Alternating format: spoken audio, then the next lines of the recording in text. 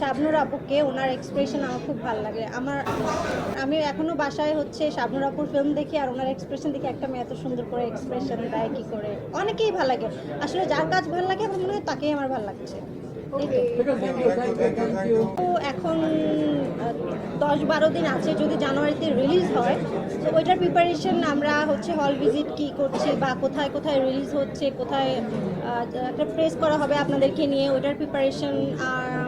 আর প্রথম ছবি বলে অনেক এক্সাইটেড আছি যে আসলে বড় পর্দায় নিজেকে দেখবো।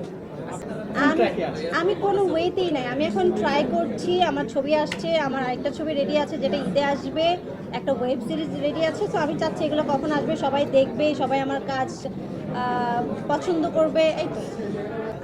বর্তমানে আমি হচ্ছে প্রিপারেশন নিচ্ছি। আমার যেটা সিনেমা আসছে, প্রথম সিনেমা হচ্ছে মেকআপ, যেটাতে তারেক আনাম খান, রওশন অ্যাক্টিং করেছিল, আমি করেছিলাম, যেটার 3 বছর আগের কাজ।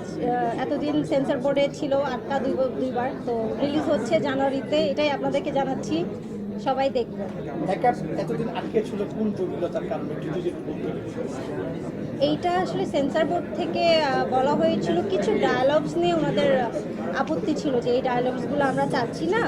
তো আমাদের ওটা নিয়ে আসলে ডায়লগ বা কী কী ছিল আমি বলতে পারবো না, আসলে আমার দেখা হয়নি। আমি যতটুকু শুনেছি কিছু ডায়ালগসের জন্যই ছিল। আপনার কি চরিত্র অভিনয় করেছেন? এটা খুব ইন্টারেস্টিং, কারণ ওখানে আমি কাজ করেছি যে একটা সুপারস্টারের ক্যারেক্টার, একটা সাধারণ মেয়ে কীভাবে সুপারস্টার হয় বা কীভাবে মানে রং ওয়েতে যদি চলে তাহলে তার লাইফটা কীরকম হতে পারে, রাইট ওয়েতে কীরকম হতে পারে। সো এই ছবি থেকে বলতে পারেন আমি অনেক কিছু শিখেছি। আর আমাকে যে প্রশ্ন করতেছে এই পাশ থেকে, আমি বারবার দিকে তাকাতে চাই। এই যে আপনি বললেন রাইট ওয়েতে গেলে রাইট ভাবে অনেক কিছু করা যায়, রং ওয়েতে গেলে আরো বিশাল কিছু করা যায়, কোন ওয়েতে আছে ওটা দেখাশোনা করছি। তো সুন্দর রাখার ক্ষেত্রে আসলে কোন জিনিসগুলো গুরুত্বপূর্ণ বলে মনে করেন আপনি, নিজেকে ধরে রাখার জন্য? সুন্দর রাখা, ধরে রাখা আমার কাছে মনে হয় আপনি যদি নিজেকে ভালোবাসেন,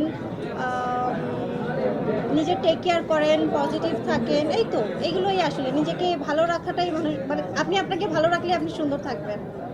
অভিনয় বা সিনেমাতে কেন আসা বা এই সাইডে মনোনিবেশ করা কেন? ইন্ডাস্ট্রির এই অবস্থা যখন এই অবস্থা, আমি যখন শুরু করেছি বলতে পারেন 3-4 বছর আগে, তো তখন খুব বেটার ছিল। আর ইন্ডাস্ট্রির কী অবস্থা এটা তো সাধারণ মানুষ বলতে পারে না। আমরা যখন কাজ করতে চেয়েছি বা যখন এসেছি তখন তো সব কিছু গ্ল্যামারাস লাগে বা দূর থেকে মনে হয় খুব সুন্দর, খুব গ্ল্যামারাস, এত কষ্ট এটা তো আর বোঝা যায় না। নাচ শেখো, ফাইট শেখো, বা শুটিংয়ে সকাল থেকে রাত পর্যন্ত দিন রাত সারাদিন কষ্ট করা। তো এই স্ট্রাগলটা, কম্পিটিশনটা তো আর ওখানে দেখা যায় না। সেখান থেকে আমার ইচ্ছা ছিল যে আমি বড় হয়ে নায়িকা হব। কার অভিনয় আসলে ভালো লাগে, এটা যে শেষ করবে, কার অভিনয়টা আসলে ভালো লাগে আমাদের ইন্ডাস্ট্রিতে? আমার ভালো লাগে